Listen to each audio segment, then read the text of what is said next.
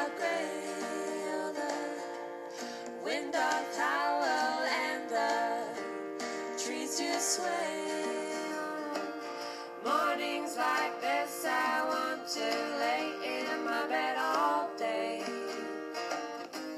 Something's calling out to me. It's like I understand eternity. My name is Allie. And I'm Kirsten. And we just spent the summer driving around the country in my mom's 2000 Toyota Sienna minivan. Like all road trips, this one was a quest, but we weren't out looking for America's best diner or the solace of the open road or a new direction in our lives. We were looking for something a little bit different. We were looking for stories about people and places adapting to the impacts of climate change. After studying climate science and policy in a master's program at the University of Michigan, we wanted to get on the ground in communities and face-to-face with people. What changes are Americans seeing? What are they doing to prepare for the future impacts of climate change? And how are they dealing with the ones that are already here? Some told us that the trip would be difficult, that climate change was a politicized topic that many people didn't want to talk about, or that we wouldn't find many compelling examples of towns and cities actively increasing their resilience to impacts like sea level rise, more intense storms, flooding, drought, early snowmelt, and mega forest fires. My parents had a bet as to when Sienna the minivan would break down. But we made it, and what we found as we traveled on our squiggly clockwise route around the United States was amazing. People are talking about climate change.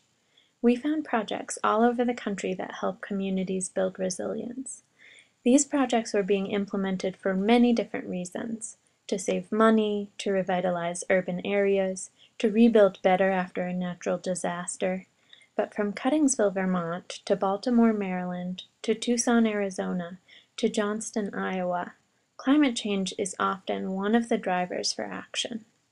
In Island Park, New York, we visited a solar company that weathered Hurricane Sandy and is now installing more backup solar systems to help people keep the lights on during future storms. In Louisville, Kentucky, we met Mike Heyman, a self-taught arborist who has organized the planting of over 13,000 trees in his neighborhood, part of a larger grassroots effort to combat the growing urban heat island in Louisville as temperatures heat up.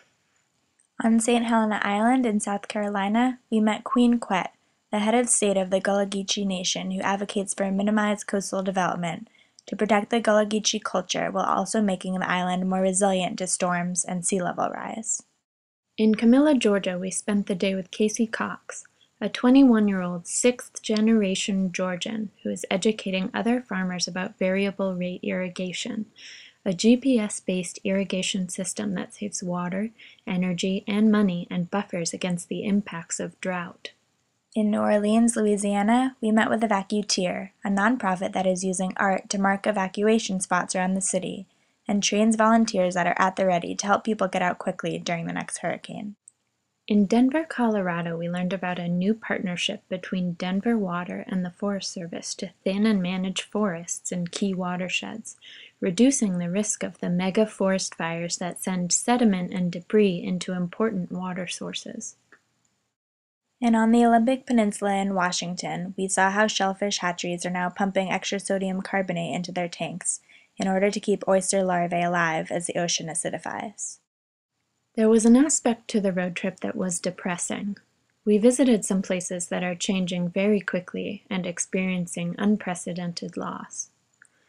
The glaciers in Glacier National Park in Montana will be gone before we turn 50. The bayou in Louisiana is losing more than a football field worth of land every hour. The Santa Fe National Forest is so dry and thick with trees that much of it has already burned and much more of it will. But overwhelming the sense of loss was the prevailing sense of hopefulness. City planners, farmers, natural resource managers, and business people are getting scrappy. They're working together on creative, win-win solutions. They're using climate change, the greatest challenge of our generation, as an opportunity to build stronger infrastructure, more flexible institutions, new partnerships, and systems that work with rather than against natural limits. Even Detroit, a city that declared bankruptcy this summer, is developing a grassroots climate action plan. The towns and cities that are actively preparing for the impacts of climate change are not giving up on climate change mitigation. In fact, in many places we visited, experiencing climate weirding firsthand was part of what spurred efforts to reduce greenhouse gas emissions. One of the big questions we asked people as we traveled around the country was whether they thought their actions would be enough to adapt to impacts such as 1 to 2 meters of sea level rise, or decade-long droughts, or a Katrina-scale hurricane every generation. No one could give us a definitive answer, but a common theme was that people recognize that as the climate changes, our societies have to change too.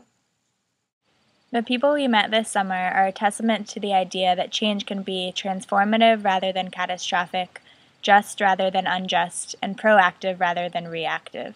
We certainly aren't there yet. Many times, change still is catastrophic, unjust, and reactive, but many people are working to change that. We hope that the stories we collected this summer can serve as a platform for sharing strategies about climate resilience. You can view our project at adaptationstories.com and get in touch with us at adaptationstories@gmail.com.